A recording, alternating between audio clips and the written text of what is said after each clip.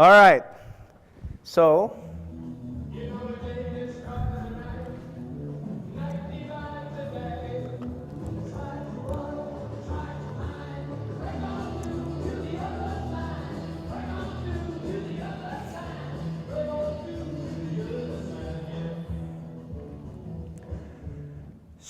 Danae actually tried to script me.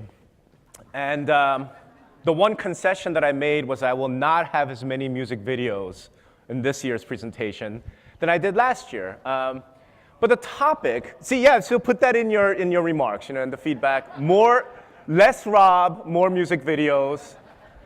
The topic, what I thought was interesting was when we started talking about this year, what Danae and the team wanted me to come back, which I was very, very grateful for, because I thought I'd pretty much given up trying to work in the real estate industry last year. And for those of you who were there, remember.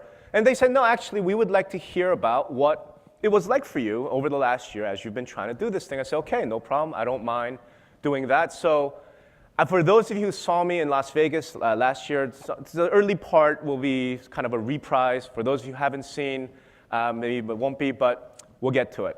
So really, since last year, I've been working fairly hard at trying to get this done, right? And when I presented this whole notion of privatization, and I've been out there talking to many of you and trying to actually get this done. And like I said, for those of you who didn't see the full-on thing, I believe the CMLS people have a video of the entire thing. And if they don't, I think I have a copy. So please let them know or me know, and we'd be happy to send you all of that. So that's really what we've been doing. And well, here's what I sort of said. So I'm just going to go through real quick all of the issues that I brought up. Number one, you're too many of you. You're too small, and you're too poor. Number two, I said you're stuck in a dysfunctional marriage with realtor associations. And number three, your governance sucks. Those are the three main themes that I spoke about last year, at least as far as problems go. So your small businesses, again, this isn't me. This isn't just my kind of pulling it out of my ass. This is Gartner's definition of what constitutes a small business or a mid-sized enterprise or a large business. And I did this last year, but since there have been some mergers, let me try this again. Is there anybody in the room who's doing more than $50 million in annual revenues? Raise your hand. Anybody? MLS? No. Because if there were, I would like to speak to you about a job or some other opportunity.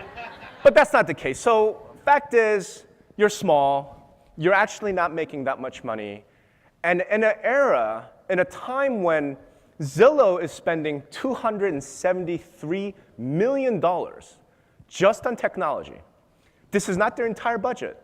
This is just what they spent on technology. Out of curiosity, anybody spending $27 million a year on tech? 2.7. I mean, you understand. This is what the essential problem is. And as a result, the real estate industry as a whole, brokers and agents, your subscribers, they really left the 90s behind. You know what I mean? 90s technology is not really a part of their lives, except when it comes to the MLS, right? And we've talked about this. We know this, right? And fact is, user interface design, user experience, we know how to do it. Like, people know how to do it. It's just very expensive. And it turns out you cannot buy a luxury performance vehicle for the price of a Hyundai. You just can't do it. It does not work. And that is one of the essential issues of the MLS space. So that's you're too many, too small, too poor. The other thing I really focused on last year was the fact that you're stuck in a dysfunctional marriage with the Realtor Association. And we all know this. MLS and that driving membership is why most associations have the type of membership numbers that they do. And as a result, most local associations today are really storefronts for MLS services. We know this. On the other side of the codependency is the fact that the MLS gets a monopoly out of the relationship, right? It's because you have these protected territories, and these are my service areas that really doesn't exist anywhere else in technology or in data services, but it does here. So as a result, in our industry, in the MLS space, instead of competition, we get a whole lot of sharing, right? Data sharing, services sharing, whatever sharing. There's a lot of sharing that goes on. And M&A discussions, like consolidation, that's been like the sub-theme of the industry for the last 5-6 years. Zillow bought Trulia in 6 weeks. 6 weeks, start to finish. MLS consolidation talks go on for a little bit longer. Okay? We all know this. So this was my thing last year. So it turns out that the MLS and the association are really crutches for each other, right? And crutches, they help you move, like they help you get like down the street, but they can never help you learn to run, and that's the problem. And we're at a time when the MLS really needs to run, and that's why I said you guys are stuck in this dysfunctional relationship. Third, last year, what I really mentioned was the fact that your governance is broken. What do I mean by that? How is governance broken? Well, you're not exactly fast, right? You're not fast. And this was, the panel that happened earlier today where James Dwiggins and some of the other folks were up talking about it takes 2 months sometimes to get a data feed, right? Like, really, just to get a data feed? And that's true. That is actual reality. You're not fast. Why aren't you fast? Well, it's because the MLS, for the most part, has adopted the association model of governance. And the association model of governance is what I'd like to call the representative model of the board of directors, right? Because coming out of the nonprofit sector, this is the way it works. You represent various members' interests, so therefore, you have a representative board. There are a couple of issues, right, with this association representative model of the board. One is they're very large, okay? The NAR board of directors, for example, is bigger than Congress by a lot. And Congress is not exactly like the nimblest of organizations, you know what I mean? It's a lot bigger. And as a result, your local, your state, your MLS boards tend to be very large as well. Just as a point of comparison, I would like to point out that Alphabet, which is the parent company of Google, has 12 directors. 12. And 3 of them are like the 2 co-founders of the CEO. Just try and wrap your head around that. The other issue is, of course, because you come out of the association model, where the board really governs everything, rules everything, y'all are really into sort of micromanaging stuff, right? Really getting into the day-to-day business of the MLS. Just to give an example, there is more than one MLS CEO sitting in this room right now who cannot sign a check for more than $10,000 without getting board approval. That's not there are office managers in our industry that have more spending authority than this, right? But that's the type of micromanagement that we're talking about. And the final problem is this is all just a mirage of control. All this is being done in the name of control over the MLS, right? Of that this is the most important utility we have, and brokers and agents, and we need to control the MLS. Okay, problem is this is a total mirage. Why? Because you put people on the board to represent your interests, right? Whether you're a broker or you're a shareholder associate, what have you. The minute they step into the boardroom and the door closes, the lawyer gets up and says, okay, everybody, take off whatever other hat you're wearing and put on your director hat because you have a fiduciary duty to this corporation as a director. And by the way, if you're not concerned about what that could mean, please talk to your general counsels who were at the legal seminar yesterday where I went through some of the influence and some of the issues with that. So where I ended the overall problems of the MLS last year was this Vietnam-era quote that I felt fit the industry really well. And that is that we are the unwilling, led by the unqualified, doing the unnecessary for the ungrateful, which really sucks. What do you do about it? My solution that I put forth was something I call MLS privatization. What is that? Well, for starters, you got to get divorced because no good marriage ends in a divorce. If you're stuck in a crappy marriage, you need to get divorced. And like any divorce, the divorce of the association, the MLS, means you have to divide assets, divide liabilities, arrange alimony, and arrange child support, or in this case, member support. How do you do this? You do this, in my opinion, by giving the shareholder associations meaningful ownership that drives meaningful dividends from the MLS itself as a financial asset. And I didn't do this to you last year, I won't do it to you this year, and go through like all kinds of spreadsheets. But as a very brief example, and these are based on real numbers, a 36,000 member regional that today has 13.6 million in revenues, under $1 million in net income, and enterprise value of roughly 11.7 million, post-privatization, that same company has 34.4 million in revenues, net income of 13.6, and the value of the company is $168 million. That's what we're talking about.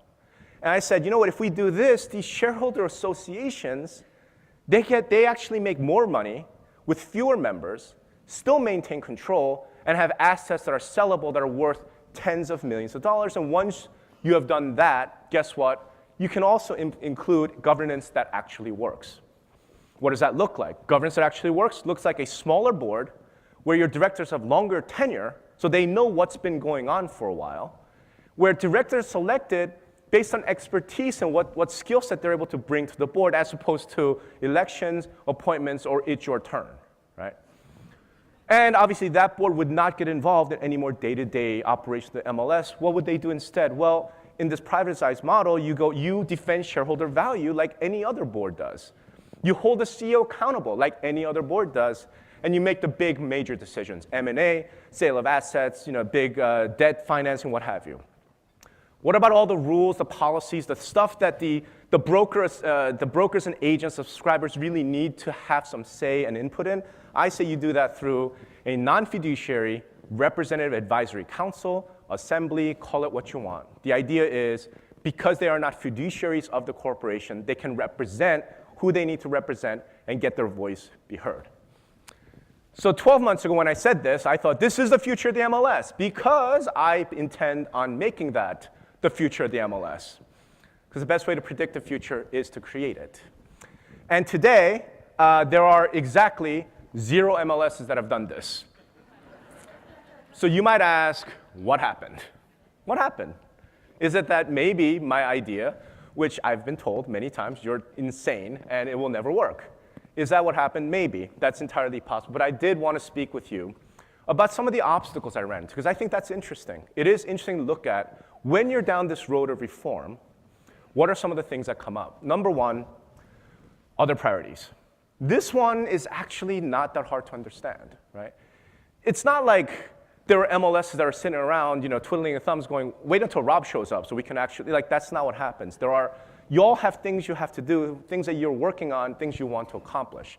In one case, that interminable merger talk actually started bearing fruit, and these company I was speaking to just didn't want any distractions from completing that merger. I totally understand that. That makes sense, and I'm the first one to recommend, you know what, if you're that close, don't do anything else. Do that first. We can always come back to my crazy ideas. We can always come back to these things and get that done later. So one is just other priorities. The second one is, well, it's a little painful to talk about, but you know what? Let's just get it out there on the table and just talk about it. Is what I like to call director problems. Okay. In very rare cases, in a couple of instances, and I've actually experienced this, I did run into what I like to call the selfish bastard problem. Okay? You all are laughing because you know this exists, right? We're talking about individuals who are directors, not because they really care deeply or they want to serve the members. It's because they get this perk and the glory. Wow, I'm MLS board, like whatever it is. And there's a bunch of stuff that goes with being on an MLS board, like trips to places like CMLS. And they didn't want to give that up. They didn't want any changes to the status quo, or in some cases, they had individual political agendas they were pursuing. That one, I don't know how you overcome, but I've run into it, and that's a real problem. But the majority of the time, the vast majority, and so those individuals, these selfish guys, I mean, they're just breaching the trust of the people who put them on there, and I get it, and maybe there's some solution, I don't know what it is, but the majority of the time, the bigger issue, quite frankly, are well-meaning, well-intentioned, volunteer leaders who are there trying to do the right thing, but they're not exactly experienced in corporate finance. And what we're talking about with some of these things, about multiple levels of stock and different classes of shares and recapitalization, these things just frankly went over their head. They didn't want to even actually get engaged with it. They didn't want to, and I don't blame them, right? They're on the board because they're wonderful realtors. They're great brokers. They know what rules and what policies need to happen. They know what their members, what the subscribers need from the MLS. They don't know about this stuff. And again, I don't blame them because my judgment, Warren Buffett is probably a pretty crappy realtor, right? He knows everything about corporate finance. And the way that I've seen this play out directly is, we're in the midst of conversation, really trying to push this forward, and the CEO quits, or leaves, or something happens. There's a transition at the CEO position, and everything just stops. And what I realize is, these board members are incredibly reliant on the CEO to actually do the finance, legal, technology, all the heavy-duty corporate stuff that they didn't want to do. that a lot of them really didn't have the ability to do. Again, it's not to say they're unintelligent. I mean, these are incredibly accomplished, capable people, but corporate finance and board management is not their thing. Right? And that's kind of what came out. The third and final issue I've run into, and this one is actually, I think, potentially the most legitimate issue that we got to talk about. And if you guys think about any sort of reform, you're going to have to deal with this. And it's really the distinction between subscribers on the one hand and members on the other. You know, last year where I really put it as MLS subscribers versus association members. What does it mean to be a member? And this became a real issue because many of you, many of the directors, many of the people out there really do still see the MLS as a member benefit of the Realtor Association. Now, you can't blame them. We have to understand because fact of the matter is, the truth is that the MLS was born out of Realtor associations in most cases. Right? This is not debatable. It's true. So given that it came out of that, it's easy to understand them thinking of the MLS as a member benefit. So why would we think any differently? There are two sub-issues that relate to this. And this is actually two sub-issues I want to talk about. So one is this. When you talk about this notion of dividing, of separation of church and state, and creating the realtor brand as being something more, the issue you run into is one of elitism on the one hand versus what I like to call rising tides lift all boats. There are people who understood everything, who got it and said, yes, I understand that makes us more money, it makes us more efficient, all of those things. But what we're about is we're about trying to educate licensees. We're about trying to bring the realtor movement to the masses. And the MLS is a critical hook for getting them into the association in the first place. Without that, if we were to divorce it and say, you can have the MLS, and we few will be the realtors, they felt it really struck them as elitism. And it was undermining this mission of the Realtor Association to go out and try and get everyone, every licensee, sort of raising the bar, if you will, into the realtor code of ethics and that mindset. And I get that. My only response to it, of course, is we've tried that for the last 30 or 40 years. It hasn't worked, so maybe it's time to try something else. But I understood where they were coming from. I really did. The other major issue that comes out is the impact on advocacy. Because there are a number of people who felt and who still feel that realtor advocacy, government advocacy, which is clearly the thing that the Realtor Association has to do and is really great at doing, is based on how many members you have. Like NAR likes to go to Congress and say, we represent 1.2 million realtors. The state association likes to go, we represent so many tens of thousands of realtors. And your local association goes and says, we represent so many. Again, I got that. And the issue was, if we were to split and we lose members, okay, we're fine on the money, but what do we do about the advocacy side? And I understood it. Again, my answer is, to me, realtor advocacy is based on, not on how many members y'all have can turn out on election day. It's actually based on the size of checks you write. So I actually think that's probably the way to go. But again, I understood the difference. And I'm bringing these up because I feel like any conversation we have about raising the bar, about reforming the MLS, about making substantial change, you're going to run into these issues about realtor membership versus subscriber, about whether the MLS is a member benefit, what's the best way of doing that, and all of those issues. So I've not been successful yet. That is obviously true. But I still have a lot of hope, right, that I'm going to get it done one day. Because I keep talking to many of you guys. The conversation is still ongoing, whether it's at the staff CEO level or it's with directors or board members, and the conversation is going on. And I'm further hopeful because many of you recognize that the status quo is not an option, right? So sure, maybe on the one hand you think privatization is that's a bridge too far, I can't go that. Or you do want to do it, but you understand that it's not like the alternative is going to be everything continues the way they are and the status quo maintains. The alternative is kind of, as Dwiggins hinted at, that the industry finds someone else to deliver this product and service that they really need. So you recognize this. So one way or the other, I figure it's a matter of when, not if, that these things happen. And I think it's a matter of when, not if, that even something like privatization does happen. And at the end of the day, we will have fewer MLSs that are larger and that have a lot more resources, that are a lot richer. And consolidation, to me, will not be driven by so much political considerations about whose turf and who gets power, but straight up about who's better? Competition, right? We're better at providing these services. We're larger. We're going to come and buy you. And I think that is what's going to drive M&A in the future. So in the short time I've left, I wanted to make one last prediction that is sure to be wrong or your money back, and that is this. There's some discussion around how many MLS when it's all said and done. I believe now that we will see 4 large MLSs that are national in scope, in stature, and some number of small, regional, mostly rural players that are servicing areas that the large nationals do not care about. And why do I think that? This graph is wireless companies in the United States from the FCC. There are 4 large wireless national companies, Verizon, AT&T, Sprint, and T-Mobile. And the other remaining 30 or so are small rural regional players like Blue Ridge Wireless that service areas that the majors don't want to touch. Given the similarities, I think this is actually the future of the MLS. And since I believe that the future, best way to sort of be Nostradamus is to continue creating it, I'll keep working at it.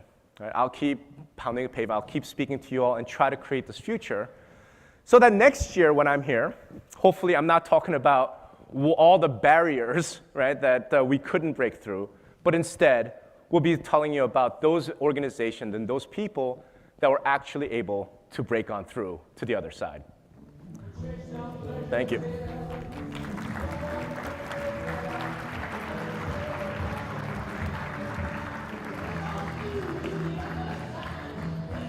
I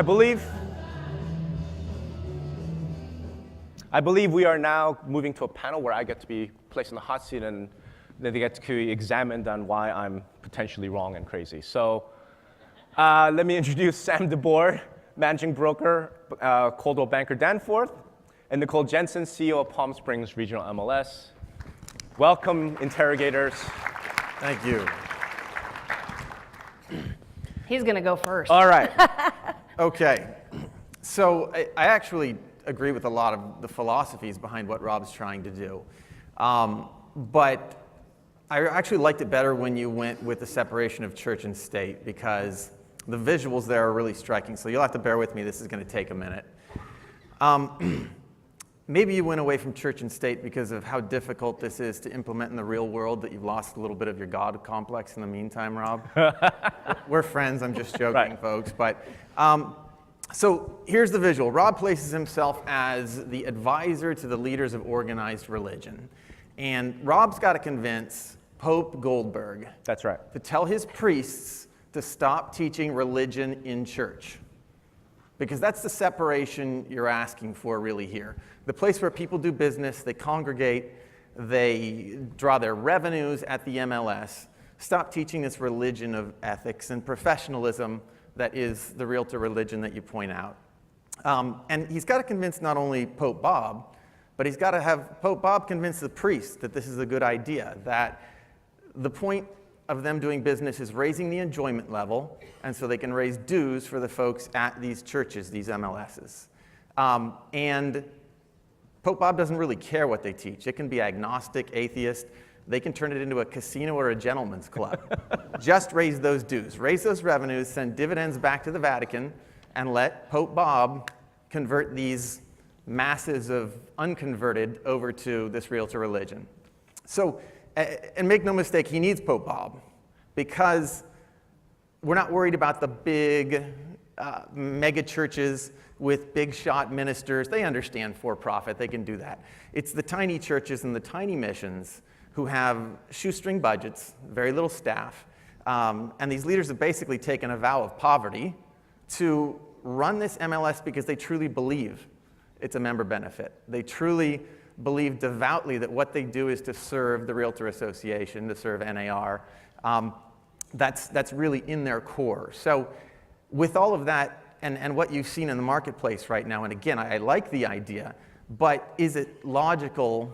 Is it possible? Are the odds good that you can not only convince Pope Bob, but you can also convince the priests who run these churches that they should stop teaching that religion, that the professionalism and ethics of realtor is not worthwhile? Okay, so the analogy broke down like several times along the way, but I'm going to try and work with it. I figured you'd say that. I think really what I'm saying is I'm not saying to Pope Bob or to you or to any priest that you guys should stop preaching religion. I think what I'm saying is you should stop preaching it at the mall. Okay? The MLS is a marketplace. It is a marketplace for properties, and that's really all it is. It's not a place where you want to start preaching religion. And in fact, the issue, quite frankly, the issue is, just like if we're going to keep going with the analogy, NAR and the MLS community today is more like 1725 Salem, Massachusetts, where church attendance is mandatory, right? You have to join the Realtor Association in order to get the MLS.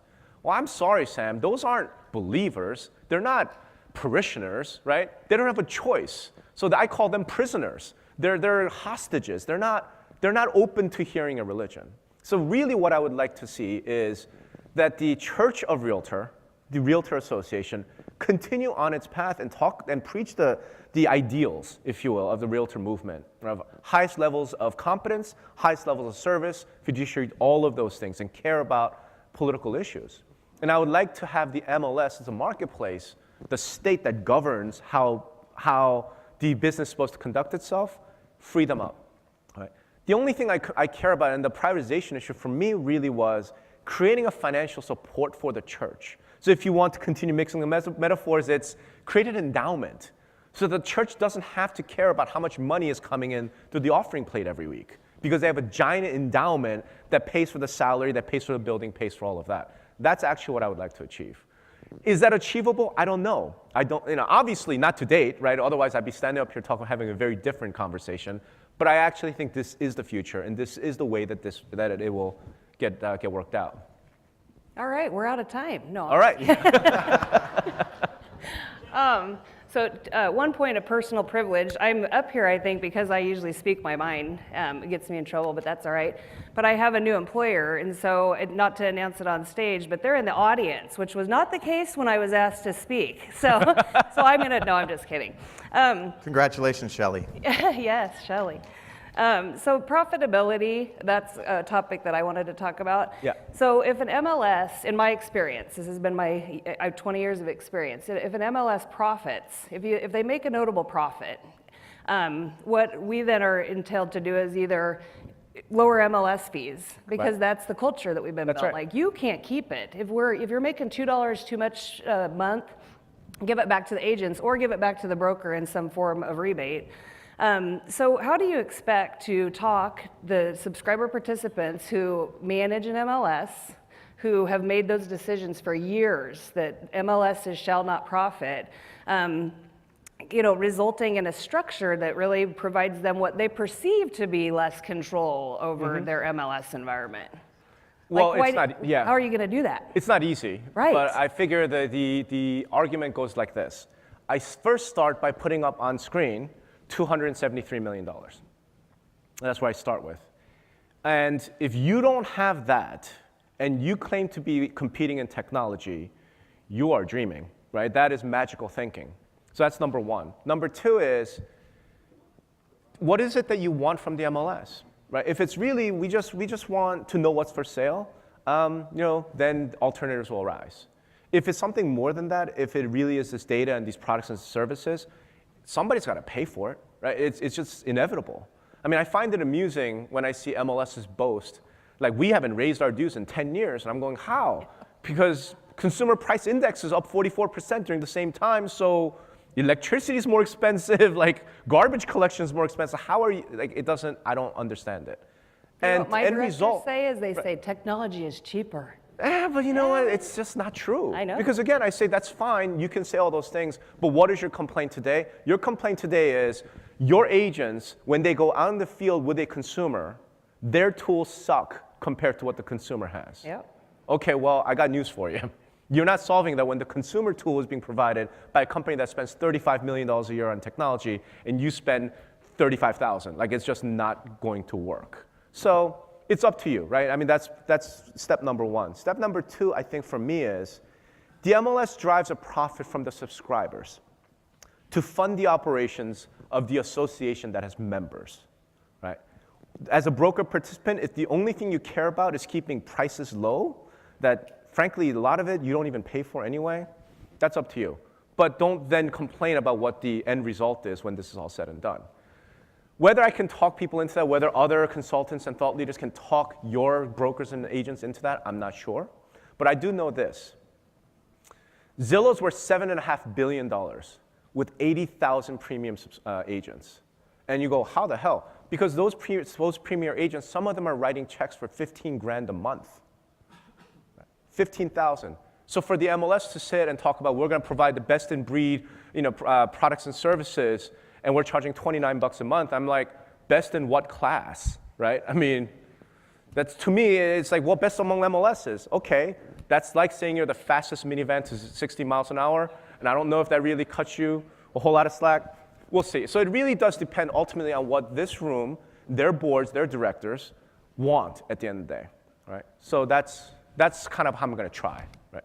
And again, Nicole and I have talked. I mean, we actually like some of these ideas, but our point is to ask the questions that our boards and our MLSs are going to ask that we don't necessarily have answers for. So you talk a lot about pricing controls and having the ability of an MLS to make those pricing decisions without outside governance taking over that. So if we go down that road, there's two scenarios that we need answers for that we can tell our MLSs and associations. One is a multi-MLS market, where you say, let's go out, let's raise services, let's raise prices, and everybody's just going to love us. But really, we know that half of the non-producing agents and licensed warehouse brokers will just jump ship over to the other MLS.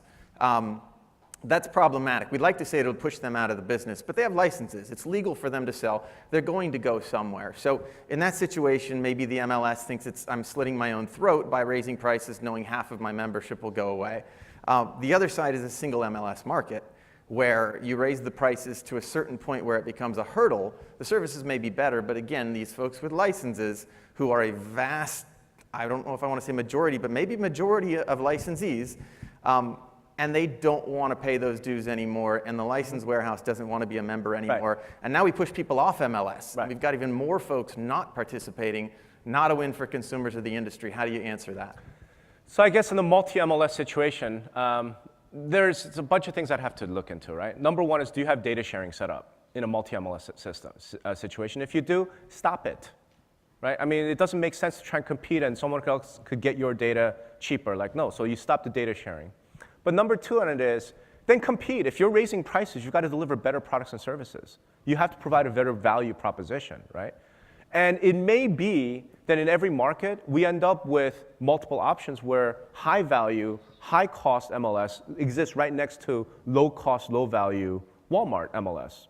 I don't see any problem with that, right?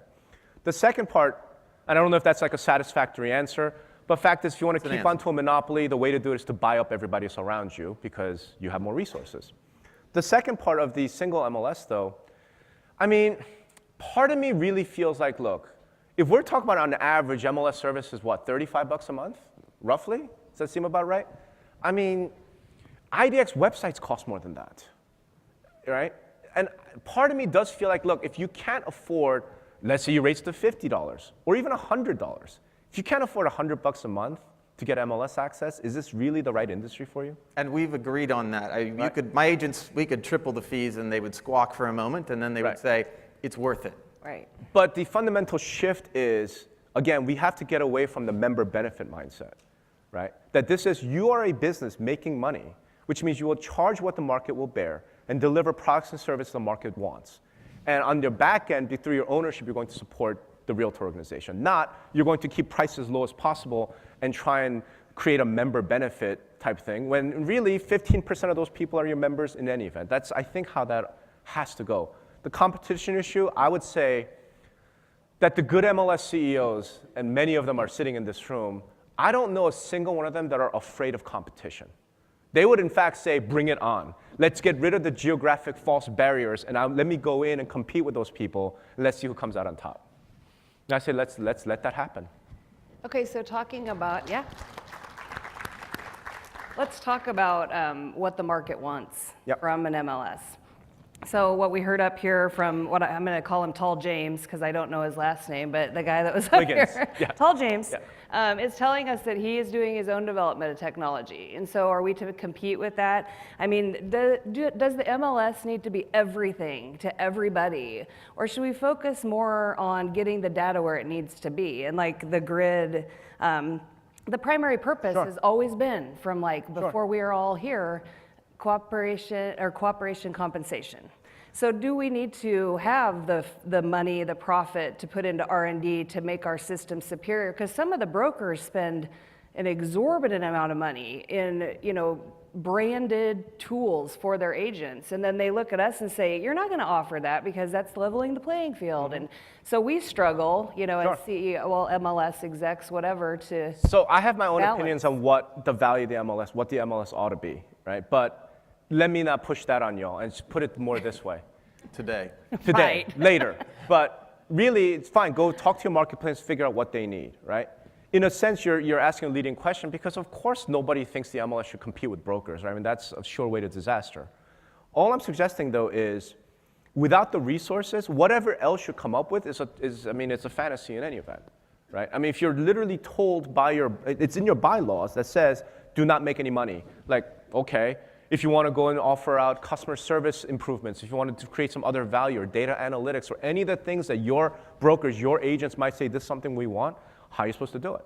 And this notion that we're going to keep doing it on a nonprofit basis, I guess, good luck, but all that means you're going to pay a vendor, right? And then not only are you going to pay a vendor, you're going to nickel and dime the vendor to death so they actually can't invest either. So how does that work? At the end of the day, I'm saying the Realtor Association being a church, it's about ideals, it's about faith, it's about advocacy. That doesn't require this focus on business and profitability and money. The MLS, you most certainly do. And if you're falling behind and providing those things that your customers want, they'll find somewhere else. And I'm saying we have some time right now, in the next few years, for the MLS to really reinvent itself and become that. They can't do it without pricing control, though. They can't do it without control over their destiny. They can't do it when, who becomes a director next year that they don't control, they have nothing about. That could change everything. Like, how do you do that? And that's one of the issues. And I tweeted this out earlier. We can talk about all kinds of change and reform and those types of things. If we're not talking about governance change and governance reform, all of it to some extent is meaningless because it could all get undone in one year's elections. So that's a sort of a side aside, but I think that's kind of how I No one told view me I that. couldn't do a leading question, just so you know. Good work. Thank you. So you touched on advocacy there, Yes, sir. which is obviously, that's for people who are really big believers in the Realtor Association. That's one of the biggest, if not the biggest thing that they value the association does. And that's going to be one of their fears is this separation of controls. And there's certainly money maybe coming back to the local association. They're not sure, but if this plan works the way you say it, it's going to be more money than they were getting That's right. before. And you've touched on this before, but the state associations are sort of separated from that. And a lot, maybe most of the good work done by realtor associations and advocacy is the local level where they're interviewing and doing outreach, the state level, which is massive, maybe even more important a lot of years in the work that we do. How do you convince those state associations who clearly will have a lot of influence over this sort of thing that this is a good idea? How do I convince them? I write them really large checks. That's how I convince them. If I'm a local association, or if I'm even the MLS, and now I have pricing control, so now my revenues have gone from, what I say, 13 million to 34 million, I'll just write them a check for $1 million. Because really, the effectiveness at the state and national level is from government affairs directors, or even at the local level, government affairs directors. To some extent, I've said this before on stage, the most important person in your local association is your government affairs director, because they're the ones who are protecting you and all of your brokers and all your agents from really crazy shit that the local governments are going to do. Well, pay them, hire more of them. If you have the financial resources, there are things you can do. So my plan on convincing the state and national association literally is to pay them more, write big checks. That doesn't work for PAC, but that's not really where the Realtor Association make their huge impact anyway. That's on issue mobilization, that's on lobbying, write them checks. I think they will actually come around and see it their way. If you were to say, here's $25 million that we'd like to donate to our PAC. Not to our PAC, but to NAR's political functions, I think they would want to talk to you about how that might happen. That's my take. I could be wrong, maybe you guys know better. That's my take. One more quick one. So you say governance, but I sat back there and I've heard you say it before. Basically, you're saying and it's your words, not mine, but the directors are not sufficient in their duties, which I am guilty of as serving on other board of directors. So I'm not saying that we Right. don't all do it. But how do you ask everybody while insulting them to change, That's a tough one. right? No, you're right. That is a tough one, and I don't know. And I didn't mean to insult. But the problem is, It's if we're talking perception, about though. these issues Yeah. that really have to do with finance, legal, technology, and you don't know finance, legal, and technology, Right. what are you doing, right? Well, they're I don't- serving. You know, they're fulfilling a duty. So Right. that's Here's how I would go about trying to solve that. I think if you were to go and speak to your directors and ask them, why did you join the board? Why did you join the board? I think the answer that you will get most often is they wanted to serve the associates. They wanted to serve the customers. They want to serve the subscribers and the participants. They wanted to help out. They saw a problem. They thought, I could do better if I could just join the board. Most of the problems that they're talking about trying to solve have nothing to do with finance, legal, or technology. They have to do with products, services, rules, policies. So my answer to that is create the non-fiduciary assembly. Create a place where you could get that type of feedback, but they don't have to be finance experts. They don't have to know how to read a P&L and balance sheet. I think that's really how I would try to address that and say, look, this is no diss on you. Again, like I said, I mean, you could be an investment banker and still really know absolutely squat about the real estate industry. We've seen that actually over the past 10 years or so. So why would it be any different? I think that's how I would try to convince them. It's not an insult. You know, I'm sorry that's how they come. I'm trying to say, I'm trying to protect you. Great. I think that's my answer. And I believe we're out of time. Yep. And I have to, for a couple things, right? Well, so first of all, thank you all very much. And please, thank you all. Thank you. Thank you.